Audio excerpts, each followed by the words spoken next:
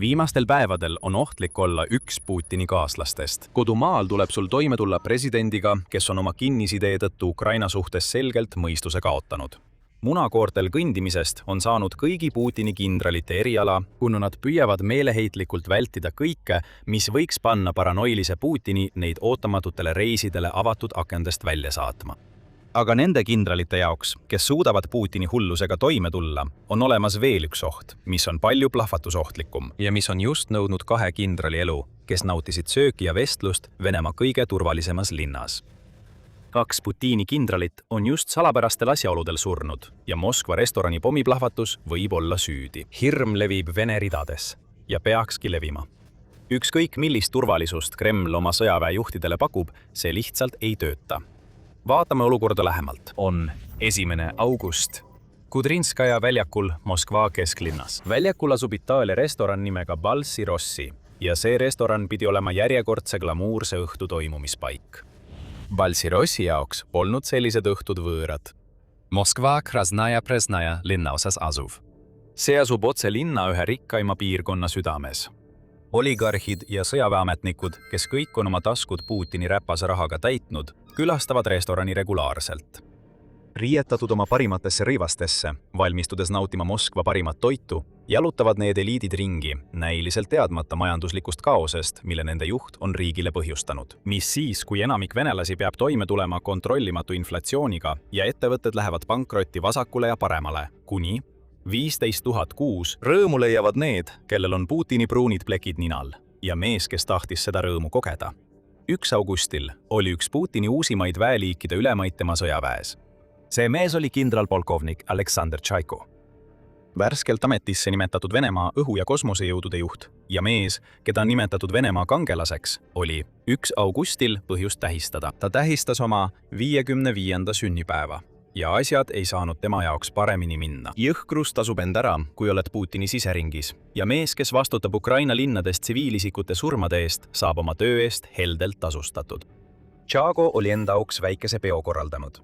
Väärikad külalised saabusid Balsi Rossisse valmis järjekordseks ööks, kus 11 kiideti ja priiskavalt söödi, et tähistada põrgut, mille nad on Ukrainas loonud. Nii silmapaistva külalise puhul pani restoran turvalisusele eriti rõhku. Valvurid olid täielikus valmisolekus, kui kõrged ametnikud ja aukülalised saabusid. Siis saabus keegi ootamatu. Naine, kellel oli kaasas kingitust meenutav pakk. Naine üritas erapeole sisse jalutada, kuid teda peatati ukse juures. Turvamees muutus väidetava kulleri suhtes kahtlustavaks ja peatas ta. Ta küsis, mis karbis on. Naine suutis vaid öelda, et see sisaldab kingitust. Kahtlused aina süvenesid ja turvamees otsustas läbiotsimise teha. Just siis plahvatas pomm. Plahvatus oli nii võimas, et arvatakse, et see vastas 1 kilogrammi TNT lõhkeaine plahvatusele, raputades Balsi Rossit. Tõenäoliselt pomm detoneeriti kaugjuhtimise teel ning endiselt on küsimusi selles osas, kas kuller üldse teadis, mida pakk sisaldas. Restorani uurimine pärast plahvatust näitas, et lõhkeaine pakend oli täidetud ka kuullaagri kuulidega, mis oleksid suure jõuga laiali paiskunud, tõenäoliselt eesmärgiga suurendada rünnaku ohvrite arvu. Plahvatus oli nii võimas, et naise jäänused leiti umbes 15 meetri kauguselt rünnaku kohast. See naine oli üks neist, kes hukkus Balsi Rossi restoranis. Järgnevatel tundidel jõudis veel uudiseid. Plahvatuses hukkus vähemalt 3 inimest, sealhulgas turvamees, kes oli palunud pakki läbi otsida. Veel 21 inimest sai vigastada. Kui relvastatud ametnikud ja uurijad piirasid ala sisse ja hakkasid juhtunut uurima, postitas Balsi Rossi sotsiaalmeediasse vaid, et väljas on probleem. See postitus eemaldati peagi ning restoran ise nimetas seda sobimatuks. Pole selge, kas sobimatus oli seotud postituse pealiskaudse tooniga või hoopis sellega, et selle tegemise ajal käis aktiivne uurimine. 2. augustiks oli hukkunute arv kasvanud, nagu teatasid mitmed väljaanded, sealhulgas Kremli-meelne REN TV Telegrami kanal ja Venemaa ajaleht Izvestia. Tundub tõenäoline, et 2 neist 21 haavatust võisid oma vigastustele alla vanduda. See, mis Moskvas juhtus, on linna laastanud. Kuidas see võimalik on? Moskva peaks sellistest rünnakutest turvaline olema. See on Venemaa pealinn, mida ümbritsevad tohutud õhutõrjerüngad ja mis on täis julgeolekuteenistusi, kelle ainus ülesanne on inimesi kaitsta, eriti Vladimir Putinit ja tema lähikonda. Aleksandr Tšaiko kuulub sellesse lähiringi ja tundub üsna selge, et just tema oli selle kingituse tõenäoline sihtmärk, mille tõi Balsi Rossisse 1. augustil ilmselt midagi aimamata naine. Aga miks pidi Tšaiko olema sihtmärk? Kui oled ukrainlane, on selle kindrali kõrvaldamiseks küllaga motiive. Mais nimetati Tšaiko ametlikult Venemaa õhu- ja kosmosejõudude uueks ülemaks, asendades selle käigus Viktor Avzalovi. See oli Putini poolt kummaline samm. Tšaiko on kindlasti kogenud komandör. Ta on Venemaa kangelane põhjusega, aga see põhjus seisneb selles, et tema ekspertiis seisneb peaaegu täielikult selles, kuidas saata sõdureid lihaveskisse, mille Venemaa on Ukrainas loonud. Ta on maavägede komandöör, kes pandi õhuvägede juhiks sammuga, mida võib leebelt öeldes nimetada poliitiliselt motiveerituks. Vähem leebelt öeldes on Tšaiko mees, kes teeb seda, mida Putin käsib tal teha, siis kui Putin seda ütleb. Ja see tähendab, et kui tuleb käsk saata Ukraina linnade pihta veel rohkem rakette ja droone, et tappa võimalikult palju tsiviilisikuid, täidab Tšaiko selle käsu küsimusi esitamata. Siiski, hoolimata sellest, et Tšaiko on maaväekomandöör, on tal rohkelt kogemusi süütute inimeste tapmisel õhust. Ta tõusis esile oma tööga Süürias, kui ta saadeti toetama endist diktaatorit Bashar al-Assadi ajavahemikus september 2019 kuni november 2020 ning veel kord mõneks kuuks 2021 aastal. Siil juhtis Tšaiko lakkamatuid õhurünnakuid kliinikute, koolide, haiglate ja pagaritöökodade vastu, eriti Idlibi piirkonnas, mida tol ajal hoidsid Assadi režiimi vastu võitlevad mässulised. Nende rünnakute süstemaatiline ja hoolimatu iseloom näitas Venemaa presidendile, et Tšaiko võib olla sama südametu kui Putin ise. Ja tõepoolest, Tšaiko esimestel kuudel uues ametis tõid oma julmuse ka Ukraina rahva vastu. Kasutades ära Ukraina jätkuvat Patrioti rakettide napust, on Tšaiko andnud käsu tulistada Ukraina linnade pihta massiliselt ballistilisi rakette. Juulis tulistasid Tšaiko väed Ukrainasse 195 ballistilist raketti, millest suudeti alla tulistada vaid 29, kuna Patrioti varud olid otsakorral. Neid ballistilisi rakette saatis 265 tiivraketti, millest 187 suudeti alla tulistada ning lisaks 8653 ründedrooni. Tsiviilisikud hukkusid mitmes Venemaa rünnakus ning veelgi rohkem on hukkunud augustis toimunud rünnakutes. 5. augustil korraldas Venemaa järjekordse rünnakulaine, keskendudes peamiselt Kiievile ja ümbritsevatele piirkondadele, kus teatati vähemalt 17 hukkunust. Ohvreid oli ka Harkivis ja Donetskis, kus esimeses hukkus 1 inimene ja teises teatati 3 hukkunust. Sellepärast on Tšaiko Putinile nii väärtuslik. Ta annab käsu Ukraina tsiviilisikute tapmiseks ilma igasuguse kahetsuseta. Nii et te olete ilmselt valmis kuulma, et Tšaiko hukkus samuti Moskva restorani rünnakus, mis oleks Ukrainale kahjuks. Siin tuleb aga loos ootamatu pööre. Tundub, et pommi läbikukkumine turvakontrollis päästis Tšaiko elu. Venemaa väitel on õhust pommitav lihuni kellu jäänud, et veel edasi võidelda, kuigi tema perekond ei pruukinud pommirünnakust vigastusteta pääseda. Väljaande Ostka andmetel, mis on Venemaalt pagendatud uudistekanal, tõenäoliselt seetõttu, et nende kajastus ei ühti Kremli ametliku seisukohaga. Allikas Balsi-Rossi juhtkonnast väitis, et Maria Tšaiko, kes on kindrali tütar, võis plahvatuses vigastada saada. See saadab sõnumi Tšaikole, mehele, kes tapab Ukraina tsiviilisikuid ilma kahetsuseta, et sõda võib jõuda ka tema perekonnani, eeldusel, et selle taga oli Ukraina. Midagi pole seal kinnitatud ja Ukraina ei ütle midagi. Siiski, Maria ei ole Aleksander. See tähendab, et see, kes selle atentaatkatse korraldas, ei suutnud Vene sõjaväe juhtkonnale tõsist kahju teha, eks? Mitte nii kiiresti. Sellel lool on rohkem keerdkäike kui pakist Twizzlereid, sest on ilmunud uusi uudiseid, mis viitavad, et Moskva pommirünnak võis olla edukam, kui algselt arvati. Aga enne kui me rohkem avaldame, tuletame meelde, et te vaatate Sõjasaadet. Me tuume teieni kogu pildi, minnes pealkirjadest kaugemale, et näidata, mis tegelikult toimub. Kindlasti tellige kanal ja lülitage märguanded sisse, et ei jääks ilma meie uutest videotest. 6. augustil avaldas United24 meedia väga huvitava artikli. Seal öeldi, et paar Vene kindralit, kellest üks on tuvastamata, aga teine, kelle nimi on kindralleitnant Igor Jerosalimov, on surnud seletamatutel asjaoludel. Necromancer X konto teatas, et kindral maeti 5. augustil, kuigi on ka väiteid, et matmisest teatamine võis olla plaan ja et Jerosalimov võib siiski elus olla. See tundub olevat täpselt see, mida Kremlist pärit allikad ütleksid pärast kõrgetasemelise kindrali kaotamist.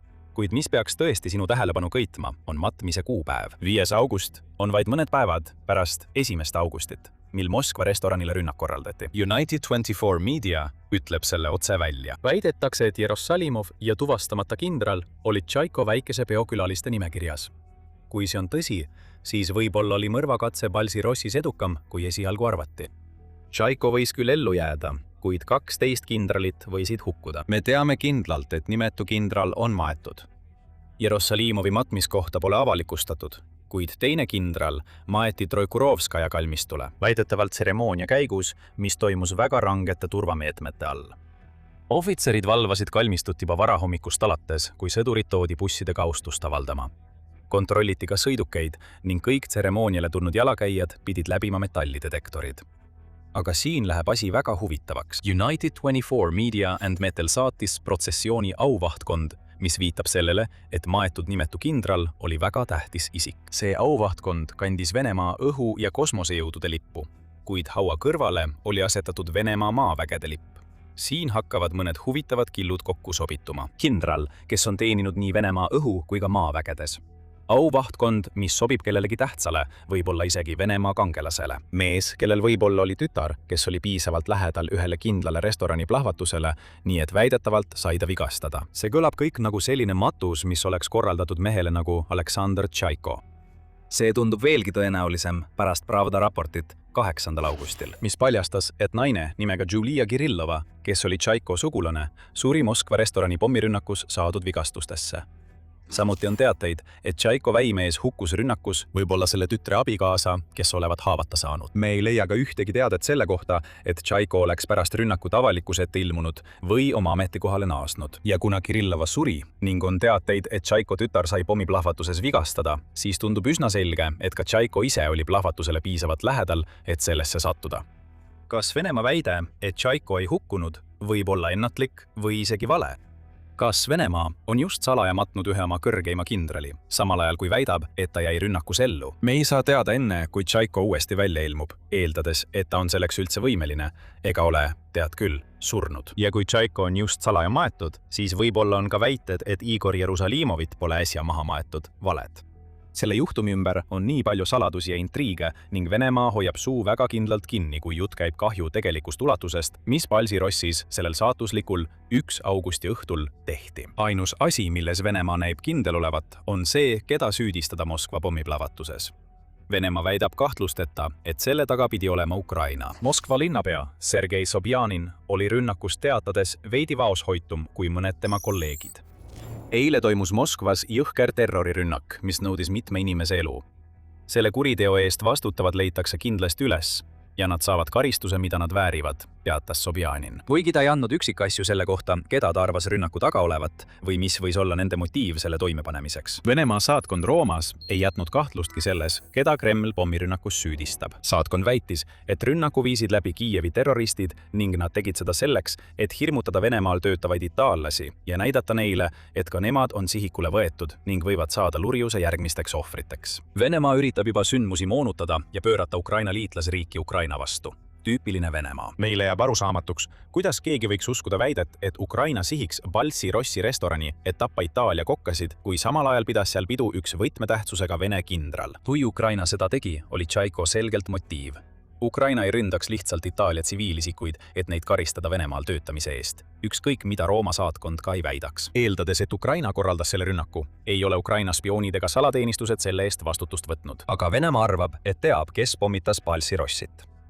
Ja kõigile nendele paljudele kindralitele, kes olid sunnitud õudusega pealt vaatama, mis restoranis juhtus, on sõnum kohale jõudnud.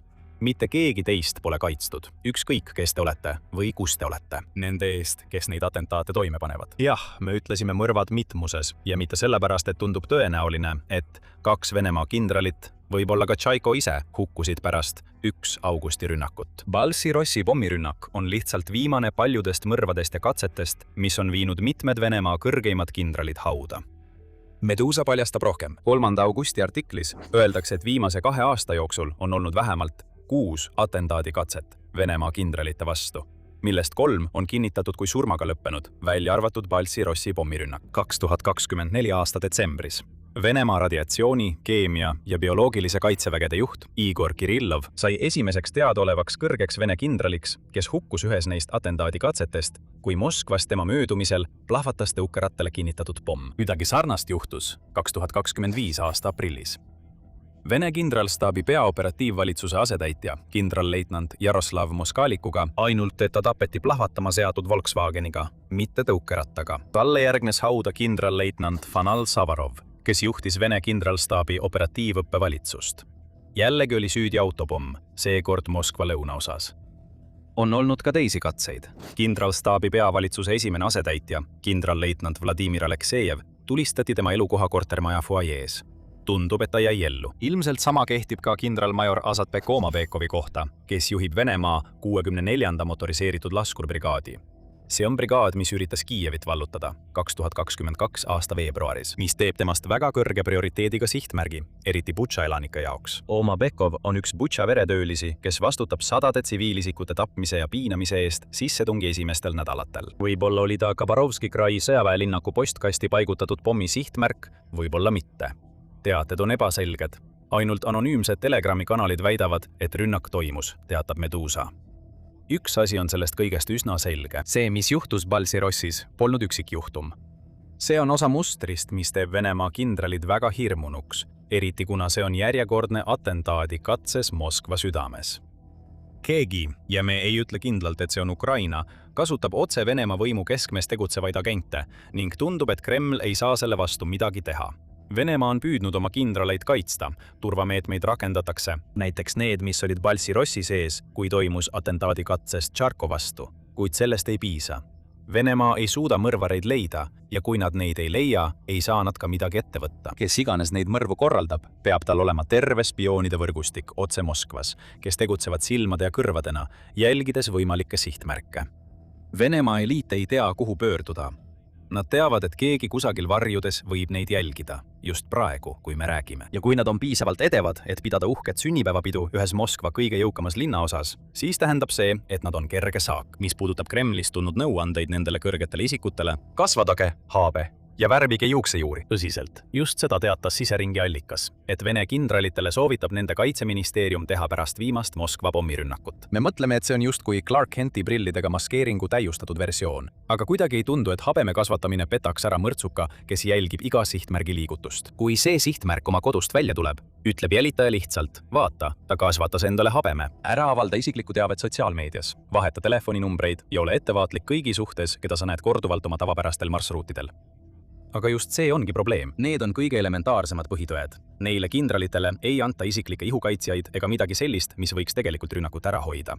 Nõuandeks näib olevat lihtsalt habe kasvatada ja internetist eemale hoida. Kuigi see võib olla elementaarne, ei järginud Tšaiko seda nõuannet.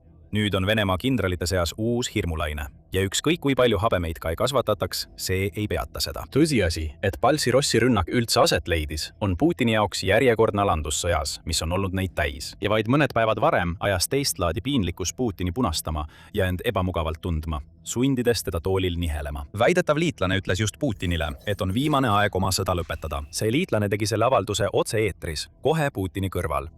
Saate sellest ja sellest, kes ütles Putinile, et ta peab lõpetama, rohkem teada meie videos. Kui teile see video meeldis, siis ärge unustage tellida sõjasaadet ja teavitused sisse lülitada, et näha rohkem meie videoid oma voos. Aitäh vaatamast!